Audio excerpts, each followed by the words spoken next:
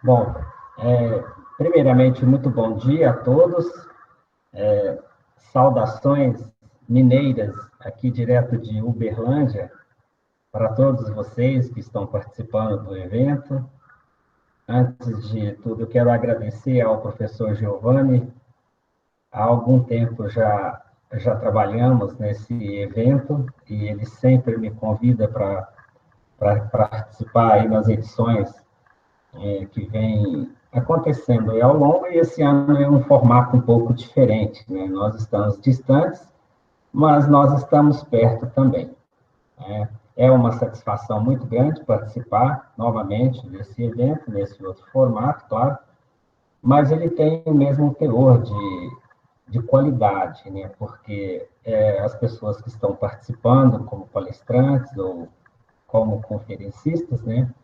São pessoas que estão atrás de um debate sobre essa temática, né? Eu fico muito satisfeito porque vou apresentar aqui um trabalho de profunda discussão e de pesquisa, né? E dentro dessa temática em que eu abordo essas questões urbanas, foi aí temática de um pós-doutorado que eu concluí. E faço com muita satisfação essa apresentação. E daí eu intitulei, tá? Eu quero agradecer também a Thais, né, pela gentileza aí de estar coordenando essa conferência, e a todos também aí da Federal da Paraíba, que me acolhe muito bem. A Cláudia, a Laciene também, o Cláudio, lá de Recife também. Então, todos estão sempre empenhados aí em tratar muito bem os seus palestrantes, trata com muito carinho esse evento, né? Então, isso é muito importante. Esse doar faz com que o evento tenha um outro formato, né? Ele tenha uma outra tendência, e isso é muito importante. Bom, então vamos ao assunto principal da nossa conversa aqui. A temática central é questões ambientais urbanas e qualidade de vida. E eu coloco como um subitem, né, para trazer já uma provocação de uma discussão sobre hoje o desafio de viver na cidade. Então, a minha linha metodológica ela vai acompanhar. Primeiro, nós vamos trabalhar sobre essas questões ambientais urbanas, o que envolve essa perspectiva ambiental na cidade. Como que isso surgiu historicamente? É claro que eu vou fazer um recorte histórico, isso no Brasil, para a gente não viajar muito no tempo, para nós fazermos uma atualização. E depois, na outra ponta dessas questões ambientais, que é a qualidade de vida. Então, traçar uma linha de raciocínio sobre as questões ambientais urbanas e falar sobre uma das questões que mais envolve hoje essa questão dentro das cidades, que é a qualidade de vida, né? E o desafio de viver na cidade. O desafio de viver na cidade ele é um desafio mais complexo hoje da gestão pública, né? Em todos os sentidos. As cidades, elas caminham cada vez mais, historicamente, dentro de uma tendência, né, na qual é desafiante viver nas cidades. Então, vamos a algumas provocações. Nós estamos falando de questões ambientais urbanas, e aí nós falamos de um leque, melhor dizendo, muito grande de questões que diretamente são associadas ao viver na cidade, né? E como nós trabalhamos com o viver nas cidades e o envolvimento com pessoas, né, que a cidade, pelo menos teoricamente, ela existe para pessoas, né? E por que essas provocações? É só para vocês pensarem um pouquinho e observar algumas coisas que nos desafiam a viver na cidade. Então, vamos a essas provocações. Primeira, Thaís, passa para nós. Uma primeira imagem, né? É desafiante? O que vocês acham? Olha isso. Então, aí uma primeira imagem de um desafio urbano, de um trânsito, né? Tem a legenda lá embaixo, depois se quiserem pesquisar. Próxima.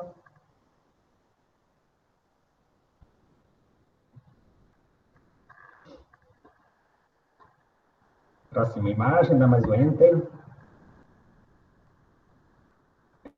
Tem uma outra imagem, né, de um sistema de transporte, né?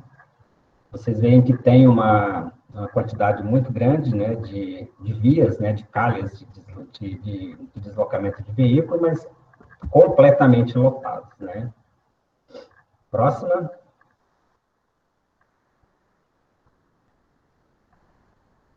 Um sistema bem articulado de vias de conexão, né, em um planejamento até muito interessante, mas também completamente congestionado, lotado aí de veículos. Próxima.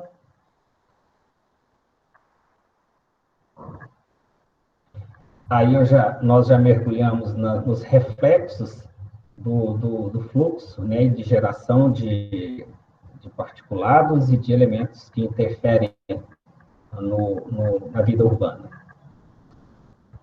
Próxima.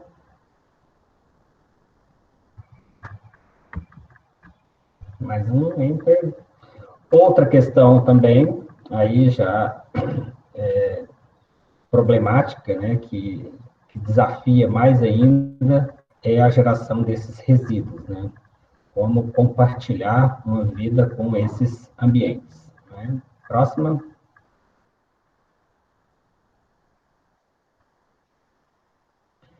Em um nível um pouco mais, na mesma linha de raciocínio, mas em um nível mais de provocação do ponto de vista visual, né? Como que as cidades ainda têm esse volume, né, de material extremamente prejudicial do ponto de vista de paisagismo, né? Próxima.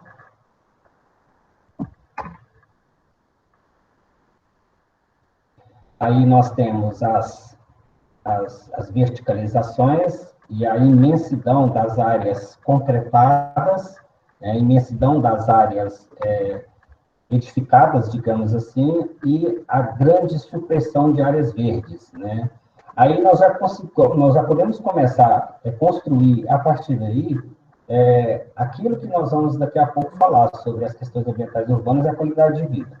Então, como que você discute qualidade de vida em uma...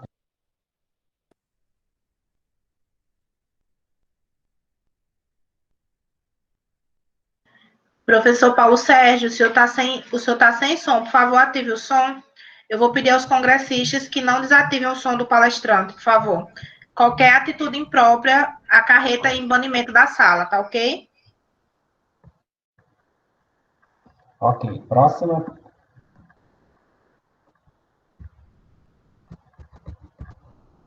Aí já os reflexos, né, dessa interferência que nós falamos agora há pouco sobre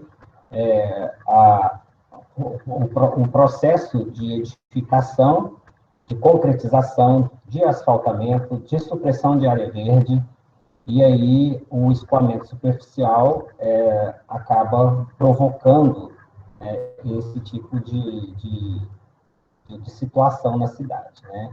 É bom lembrar que aí a culpa não é da água, né? Porque quando a água chega, ela invade as casas, elas destroem tudo que as famílias possuem, né? E elas acabam sendo as grandes, a água acaba sendo a vilã, enquanto que, na verdade, é um processo que antecede a isso que causa essa interferência. Próximo.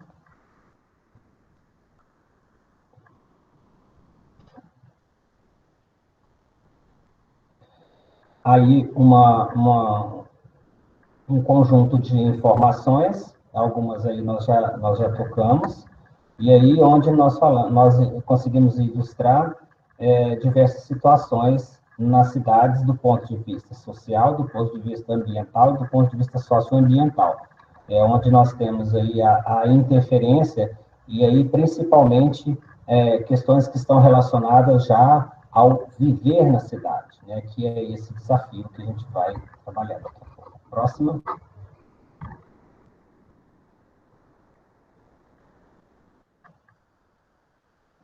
Ok, muito bem. Então, onde que nós mergulhamos na história, esse recorte histórico que eu gostaria de fazer no Brasil?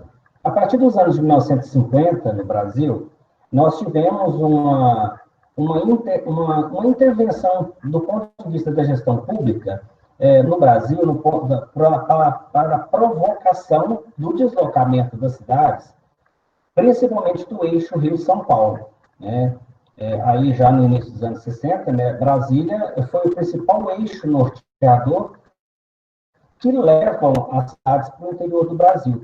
A chamada deseconomia de mercado, ela acontece nos anos de 1960, 70, um pouquinho aí, 80, onde ela vai provocar um deslocamento desses centros comerciais, e aí quando você pega a 050, né, que é Brasília-São Paulo, São Paulo-Brasília, a famosa Anhanguera, ela é um eixo extremamente importante para a criação das cidades a partir daí.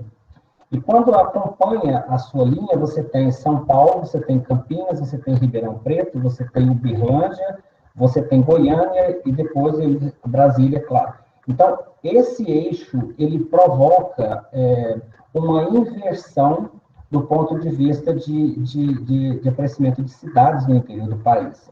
As pacatas cidades com os muros baixos, né, e janelas sem grades, essas cidades passam a não existir mais, né? Quando você analisa a história, por exemplo, aqui da cidade de Uberlândia, onde eu moro, aí você tem uma cidade que ela passa de pouco mais de 60 mil habitantes, aí dos anos 50, 60, hoje já contabiliza aqui cerca de 700 mil pessoas, tá?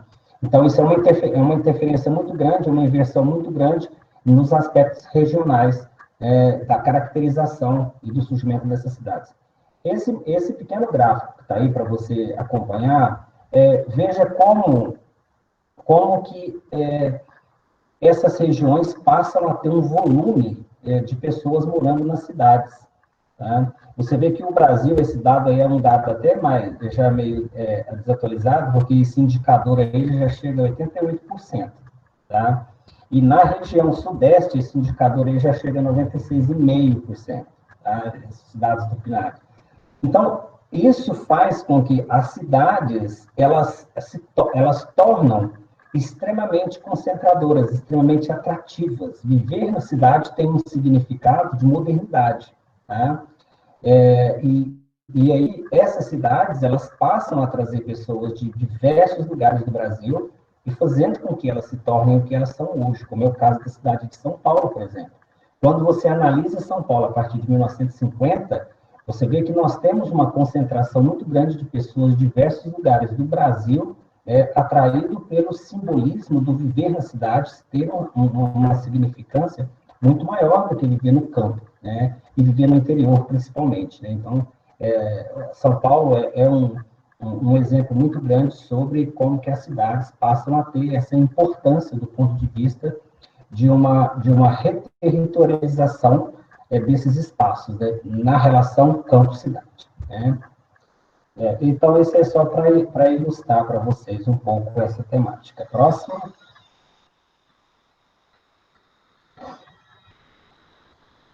Pode estar mais um enter, que vai cair algumas informações aí. Isso, perfeito. Então, essa relação campo-cidade, né, rural-urbano, ele é uma temática muito questionável, muito discutida ao longo da configuração territorial brasileira, né? E quando é que nós passamos a ter isso? Conforme eu falei para vocês, o nosso recorte está a partir de 1950. Então, essas interdependências urbano-rural, ela deveria estar em todos os campos, né, dessas relações de interdependência. Porque o campo fornece para a cidade o que a cidade precisa e a cidade fornece para o campo o que ela precisa. Então, essa interdependência, ela deveria ter sido uma interdependência saudável, né, que não foi o que aconteceu. Tanto do ponto de vista estrutural, né, que é o aparecimento das megacidades, né, das grandes cidades, das cidades médias, né, tanto para o ponto de vista de relações sociais. A cidade ela sobrepõe, ela subjuga o campo de uma maneira tão intensa que nós temos nas cidades uma composição de um estrato social que é resultante dessas relações. Por isso que nós temos essas cidades, né, que atuou de uma forma muito perversa, sobre o campo, né, sobre o resultado dessas relações. Então, as interdependências entre as cidades, elas deveriam ter sido de uma forma mais saudável, né? O abandono do campo em que sentido? Hoje, nós temos um deslocamento que ele já não é tão mais atuante, mas ele foi, né? E aí nós temos um fluxo muito grande do campo para as cidades, um super inchaço das cidades, em função de quê? Em função delas se tornarem extremamente sedutoras. Né? Quando é que uma cidade se torna sedutora? É quando ela consegue fazer com que, nessa comparação de relação, morar no campo não tem nenhum significado. Né? O importante é eu viver na cidade porque eu tenho todos os acessos a eles. Quando você faz um estudo muito pontual, né, um estudo que eu participei também, onde você tem o isolamento do campo, onde as pessoas elas deixam praticamente as suas famílias e ali acabam vivendo naquela propriedade, somente o pai e a mãe, que eles não têm mais condições, eles não têm condição não, eles não querem sair daquele local que um dia teve um significado muito importante para a vida deles, familiar. Mas os filhos não voltam, os filhos não querem viver no campo, porque além deles terem toda uma vontade de viver naquele espaço sedutor que é as cidades, o morar no campo tem um outro significado. Tá? O significado do atrasado, o significado daquilo que não tem valor. Né? Então, essa relação, ela provoca a evasão do jovem do campo e ele ocupa a cidade, constituindo ali um outro campo, né? E um outro mercado de trabalho. Né? Que não é o foco da nossa relação, da nossa discussão, mas é interessante de citar isso também. Tá? E aí, então, quando eu falo sobre o abandono do campo, nós temos, primeiro, sobre o primeiro ponto de vista, o campo que passa a ser esvaziado e o campo que passa a ser monopolizado, ou seja, o campo onde o agronegócio entra e ele tira o pequeno produtor, e esse pequeno produtor, ele tem que se deslocar, né, aí para a cidade, onde ele vai buscar uma nova forma de trabalho. Tá? Então, um trabalho muito interessante que é realizado foi realizado no norte do Pará, onde as empresas do Eike Batista, né, das falências das empresas do Eike Batista, ele comprou uma área praticamente do tamanho de 2 vezes a cidade de São Paulo, naquela região. E ele era uma região de pescadores, e aí depois ele criou um empreendimento para dar uma nova qualificação a esses trabalhadores. Tá?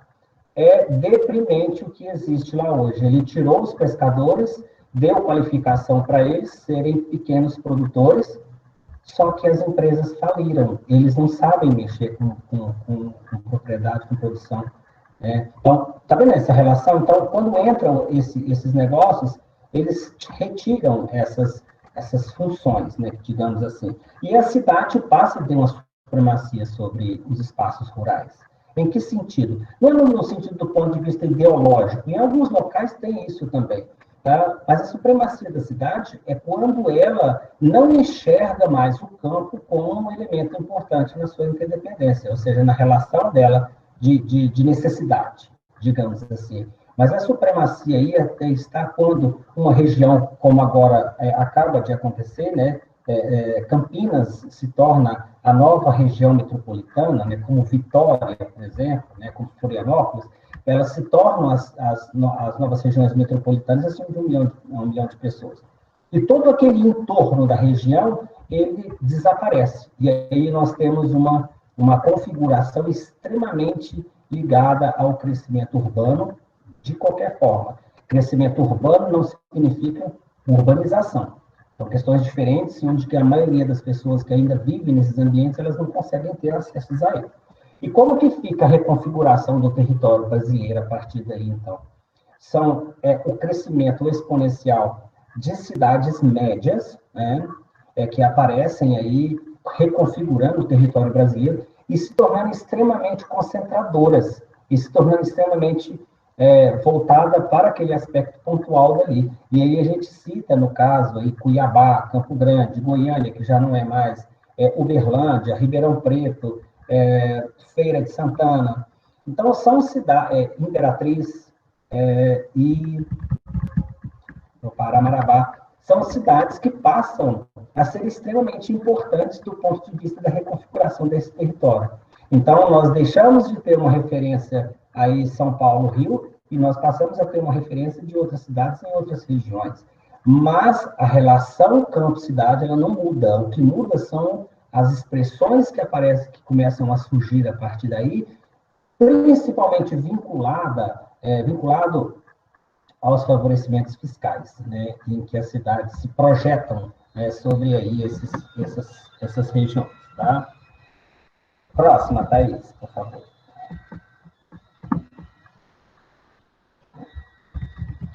Olha que interessante esse mapinha, ele te mostra a configuração que as cidades passam a exercer sobre o território nacional, a reconfiguração desse mapa, né, desse mapa territorial do Brasil. Eu destaco aí o cor-de-rosa, que é a interferência que São Paulo tem sobre o Brasil. Tá? Lembra que eu falei lá no início sobre a captação? Tá? Essas hastes rosa que estão aí, desde do Acre até o Amapá, e aí para o sul também, essas hastes, elas significam atração. Ou seja, é onde a influência da cidade ela tem capacidade de ir. Né? E como que ela tem condição de trazer essas pessoas por diversos sentidos, não vamos entrar nesse mérito, mas, de alguma forma, ela tem referência, a mesma coisa que nós utilizamos como referência de citar. Né? Então, vocês perceberam que eu estou sempre falando aqui em cidade, eu falo sempre sobre São Paulo. Né? Ela está em quanto por cento dessa relação, melhor dizendo, e como que ela interfere aí nessa reconfiguração. Tá? Próxima.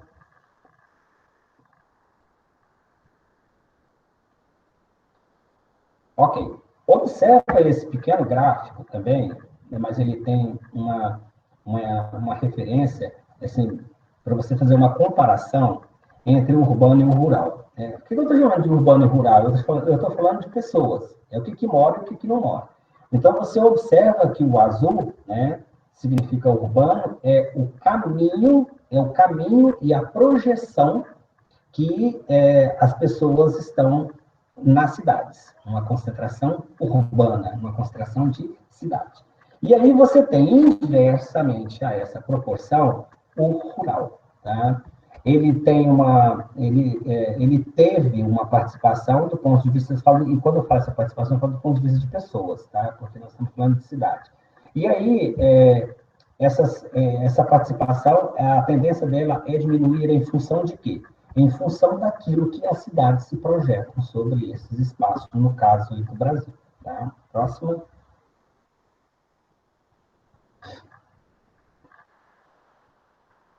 E aí você passa a ter os novos cenários. Né? O que são esses novos cenários? São imensas áreas configuradas, projetadas para serem concentradoras de grandes investimentos urbanos, né, de grandes investimentos que acabam tendo a participação de pessoas com esse poder aquisitivo. E a verticalização, ela passa a ser uma tendência na configuração das cidades. Muito criticada em um tempo, e agora voltam, né, as questões novamente sobre a importância das verticalizações para cidades, quando você substitui esses espaços por áreas verdes. Tá? E aí, em uma imagem como essa, você observa que a única coisa que você vê nesse horizonte é edifício. Tá? Os espaços verdes nesses ambientes são muito difíceis de serem observados. Tá? E aí, a própria configuração territorial desses espaços urbanos, eles fazem isso nesse formato, tá? Então, você disputa com esses edifícios aí, uma árvore no seu apartamento, tá? Próximo, uma planta, né, melhor dizendo.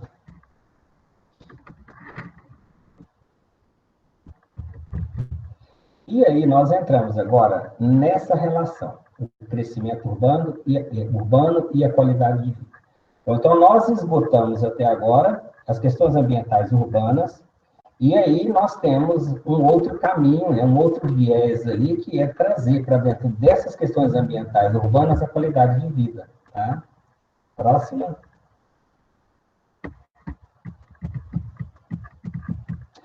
Pode dar um 6 enter aí, Thaís, por favor, para aparecer as principais demandas sobre essas questões diretamente relacionadas com a configuração territorial desses espaços que nós vamos falar a partir de agora. Tá?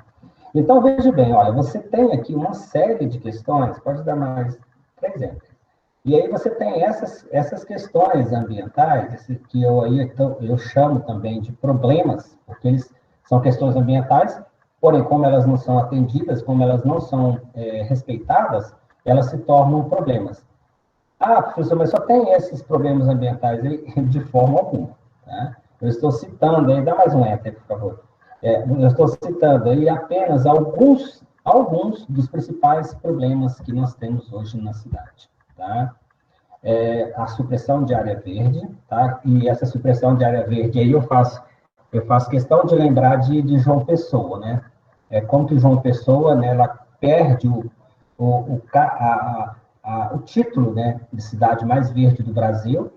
E aí, que eu tive um ano passado, um ano retrasado também, onde eu percebi, né, o fatiamento das áreas verdes que fizeram com João Pessoa.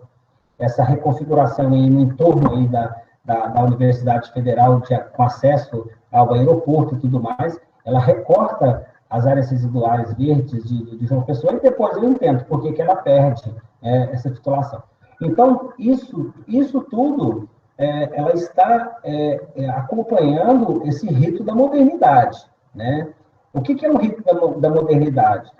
Poxa vida, antes eu gastava uma quantidade de combustível e um tempo muito maior para eu chegar no aeroporto, né, indo para a Federal. Hoje não, hoje isso é muito mais fácil, tá certo? É muito mais rápido. E, em contrapartida a isso, isso se projeta de uma forma tão dominadora sobre as pessoas que elas acabam achando até interessante ter mais esses investimentos sob o ponto de vista da edificação, né, desses canais de deslocamento do que a própria proteção dos espaços verdes. Tá? Eles sobrepõem psicologicamente isso nas pessoas, porque é mais fácil de deslocar, é mais fácil de fluxo, é mais fácil de ter mais veículos, e assim as cidades elas acabam se tornando esse amaranhado, esse gigantismo que é, porque as pessoas também não acabam acompanhando esse outro lado. Tá? Impacto sobre recursos hídricos, a diminuição cada vez maior das áreas de nascentes urbanas naquela reconfiguração, porque a gente usa a água, uma vez a gente acha que não vai usá-la mais. Tá? Ocupação irregular de solo é uma coisa absurda que ocorre nas áreas urbanas, e enchentes, ilha de calor, chuva ácida, poluição visual, lixo, esgoto, poluição sonora. Gente, tudo isso são questões ambientais urbanas. Então, por que eu coloco como subitem o desafio de viver na cidade?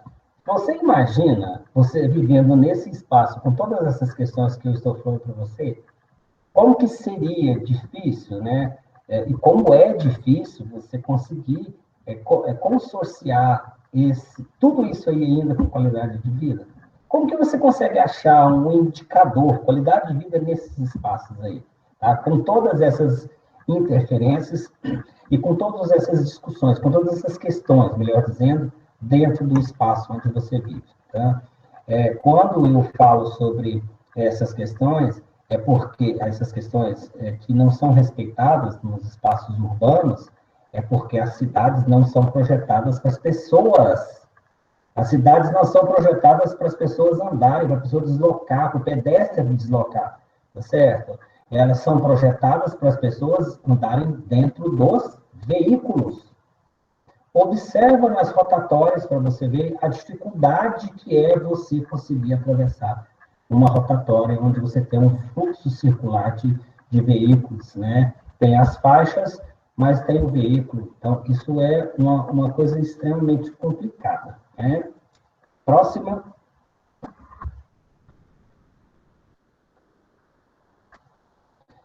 E a saúde ambiental, tá? Aí, uma pequena definição sobre isso, tá?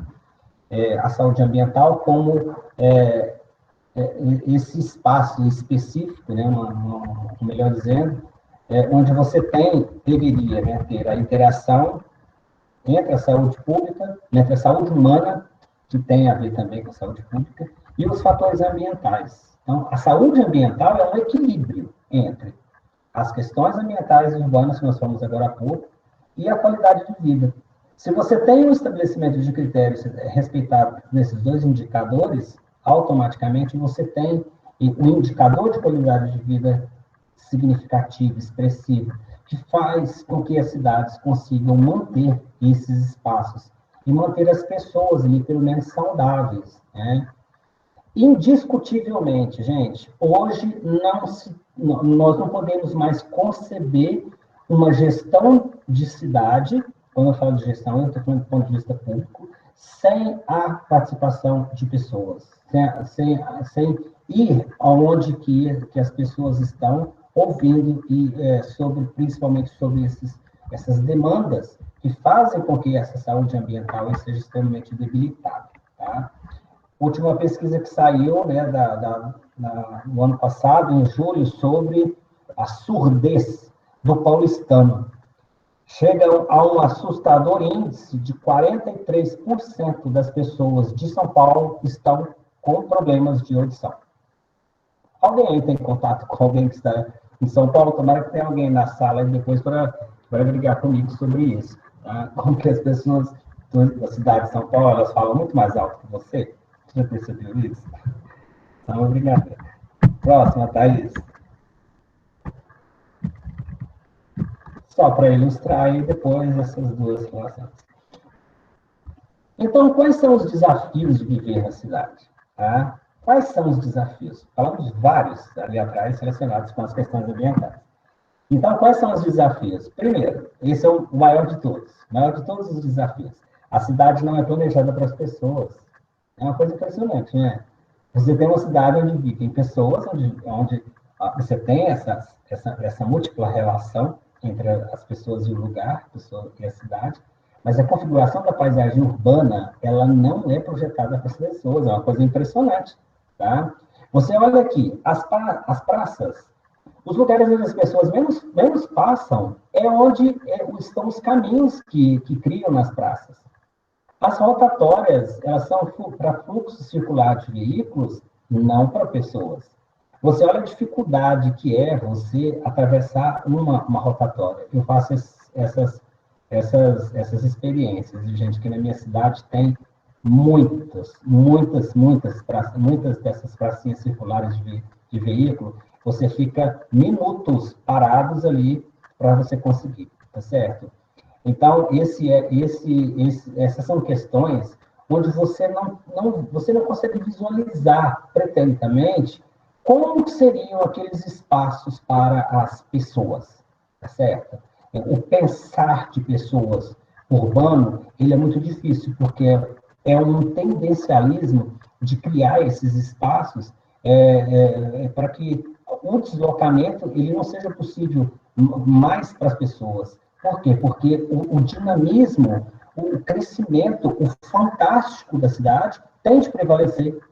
Entendeu? E aí, aquilo que eu disse agora há pouco, aqui na minha cidade tem um caso interessante, de há alguns 10 anos mais ou menos, um bairro que tinha um córrego, e esse bairro ele cresceu sobre o córrego, né? Sobre ali aquela região de nascente. A primeira chuva que deu, o primeiro evento de chuva que deu, jogou toda a água que veio de todos os outros locais sobre esses bairros, sobre esse bairro. E as pessoas passaram a odiar o bairro, o córrego. Sabe o que eles fizeram? Canalizaram o córrego. Sabe o que aconteceu? É um bairro muito quente, com N problemas relacionados às questões de manifestações de insetos e de bichos de todo tipo que você imaginar. Tá? Isso foi um pedido da população, porque a população não aguentava mais as enchentes daquele córrego sobre as suas residências. Mas foi ela que foi sobre esses mananciais. Percebe-se essa relação? Tá? Próxima. Outros desafios, não significa que eles são menores, tá, gente? Não significa. Então, aí nós temos aí outros desafios. Então, olha, o desafio de um transporte público com qualidade. Espera aí, mas aí você acabou de falar que lá atrás o retalhamento das áreas verdes e a criação desses fluxos de transporte é bom. Agora você questiona aqui sobre o desafio público. Isso é desafio também. Tá? Como que você coloca sobre esses espaços esse serviço, né, público? Desafio do menor tempo entre a sua casa e os afins, a água tratada, esgotamento sanitário, o desafio do deslocamento integrado, segurança pública, o desafio de você possuir um trabalho, o desafio de uma educação pública com qualidade, atendimento de saúde, encontrar os espaços de lazer e recreação, acessibilidade, tecnologia, mobilidade urbana, racismo, preconceito, e, por fim, o desafio de voltar para casa e ter um teto. Olha como é difícil esses ambientes, como que essas questões elas são extremamente complexas, tá? Mas são aí desafios que são postos, né? A gestão pública, aí nós estamos face aí às eleições municipais, isso aí deveria aparecer como prioridade nos planos governamentais, em uma proposta de debate sobre essas questões, se elas serão cumpridas ou não, entendeu?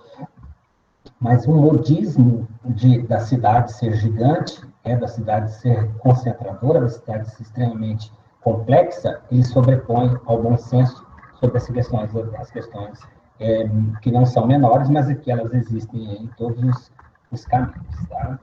Próxima.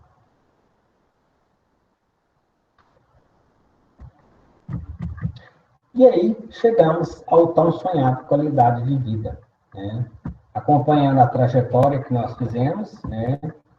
A configuração territorial brasileira, a importância que as cidades se projetam, as questões ambientais urbanas, os desafios de viver junto com essas questões ambientais e qualidade de vida. Tá? O termo ele é polissêmico, né? A gente tem ele é polissêmico porque qualidade de vida para mim ela não é a mesma qualidade de vida para você, né? Mas existe um condicionador razoável entre esses elementos, entre o que é qualidade de vida para mim e o que é qualidade de vida para o outro, entendeu? Mas, de uma forma geral, a qualidade de vida ela está atrelada ao acesso que as pessoas deveriam ter nos lugares onde elas vivem. Tá? Então, qualidade de vida é um elemento extremamente ponderável, que deveria ser bastante ponderável nessa relação das infraestruturas e equipamentos que as cidades têm, como que ela contribui para a qualidade de vida. Tá? Isso não é um desafio fácil, gente, isso não é uma tarefa fácil. Quando você olha, por exemplo, Copenhague, que quer até 2030 que não tenha veículo mais nas ruas, isso é uma mudança de comportamento muito grande, tá? Em todos os sentidos. Tá? E quando nós falamos que eu deixo o meu carro em casa e eu vou trabalhar em um transporte público, no caso, em um ônibus, eu encontro um outro desafio, que é eu chegar lá no meu trabalho, no horário, entendeu? E o tempo, e todas as outras questões que estão inerentes a isso. Então, a qualidade de vida, ela vai ao encontro daquilo que satisfaz essa relação para as pessoas. Né? Próximo.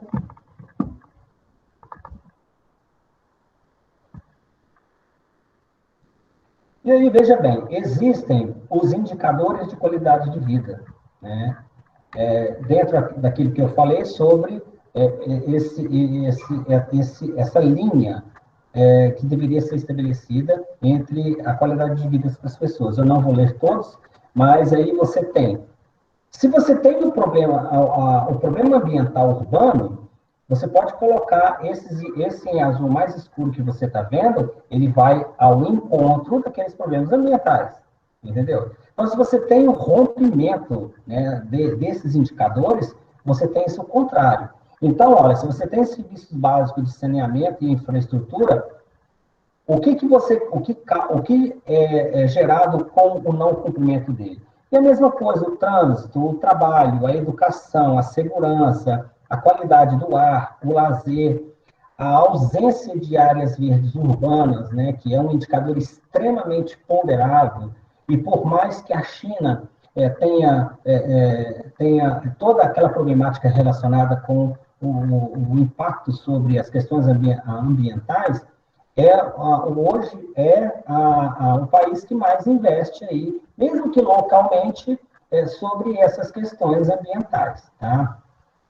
Não precisam de assustar, tá? Mas eu estive na China esse ano e eu conheci uma cidade que chama Guangzhou, né? Fica uns 200 quilômetros, mais ou menos, de Pequim, e é uma cidade floresta, é uma cidade floresta, certo? Os veículos são elétricos, toda a configuração da malha urbana, ela está relacionada com o verde, tá? Então, são investimentos extremamente relacionados aí a trazer novamente esse metro quadrado que não é respeitado para o morador do ponto de vista urbano. E aí tem Singapura também, que tem todo um investimento para essas áreas, dando valor e respeitando esses ambientes urbanos aí cada vez mais. Próxima.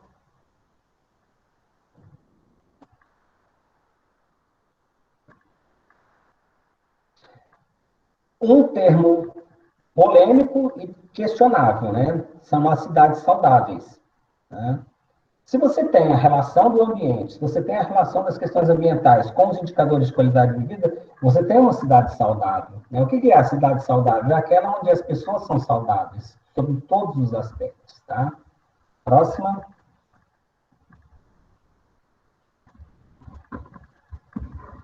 E aí nós caminhamos agora. Thaís, pode passar a próxima, por favor.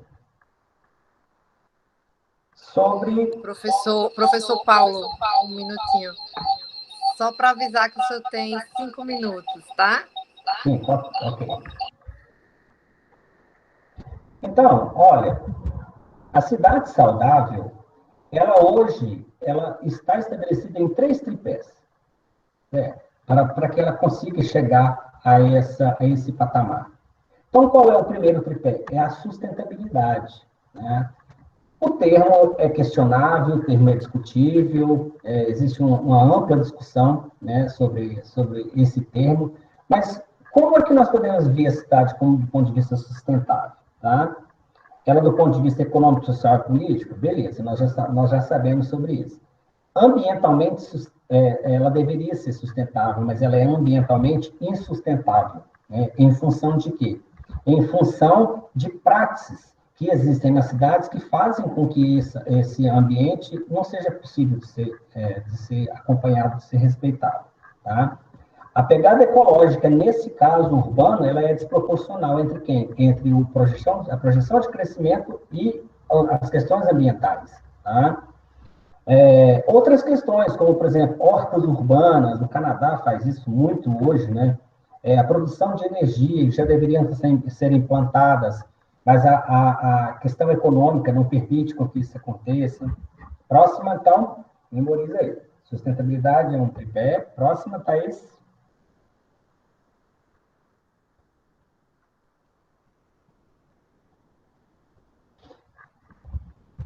Outro, olha aí, qualidade de vida, como que aparece como também um pilar, tá?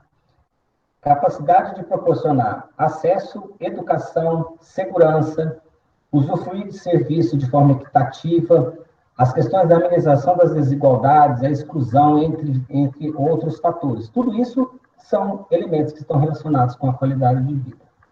Próximo e o último pilar desse tripé é a criatividade. Né? O que são cidades criativas? São cidades que dão condições das pessoas ainda se conectarem. Tá? Por mais que São Paulo seja aquela loucura que é a cidade, São Paulo só perde para Nova York, aqui nas Américas, sobre cidades criativas. São cidades que ainda têm condição de promover essas inter-relações urbanas, essas inter-relações entre as pessoas. Tá? É um desafio, tá? De um lugar que seja realmente habitável. Tá? Sustentabilidade, qualidade de vida e criatividade são os 3 critérios aí sobre as cidades saudáveis. Próxima. Caminhando para o fechamento. Então, eu vou desafiar agora uma conclusão. Vamos lá, próxima.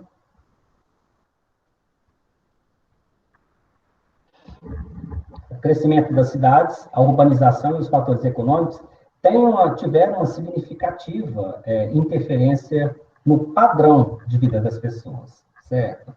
E aí você tem o quê? Uma deteriorização desses espaços, principalmente em função da supressão de área verde, isso causa um dano irreparável no paisagismo urbano. E, por outro lado, você tem uma dificuldade dos acessos das pessoas às cidades, que não são cidades para todas, porque a configuração dela não permite isso. Ok? Próxima. E fechando. A consequência desse modelo para o Brasil, ele provocou essa desigualdade regional. Tá? E aí, como ele provoca a desigualdade regional, ele provoca a questão não somente da desigualdade regional, mas entre as cidades. E a diminuição de qualidade de vida nessas cidades hoje, ela é fato. Por quê? Porque a maioria das cidades no Brasil nasce com um viés econômico. Tá? Isso é a carta de apresentação da cidade. Então, ela cresce do ponto de vista econômico e inversamente, os serviços e equipamentos que deveriam dar acesso às pessoas a essa cidade que está sendo projetada, ele não é cumprido. E aí nós temos o quê? Nós temos uma classe social e econômica de vinda disso muito defasada e muito prejudicada, digamos assim, com isso. Ok? Muito bem, Thaís. Muito obrigado a todos. Espero que eu tenha provocado algumas discussões aí para com vocês, para vocês, né? E estamos abertos para as discussões, para as conversas. E meu e-mail está aí. Se alguém precisar de alguma informação, eu tenho um banco de dados bem interessante sobre indicadores de qualidade de vida que eu fiz aqui e eu faço na nossa cidade. Muito obrigado a todos.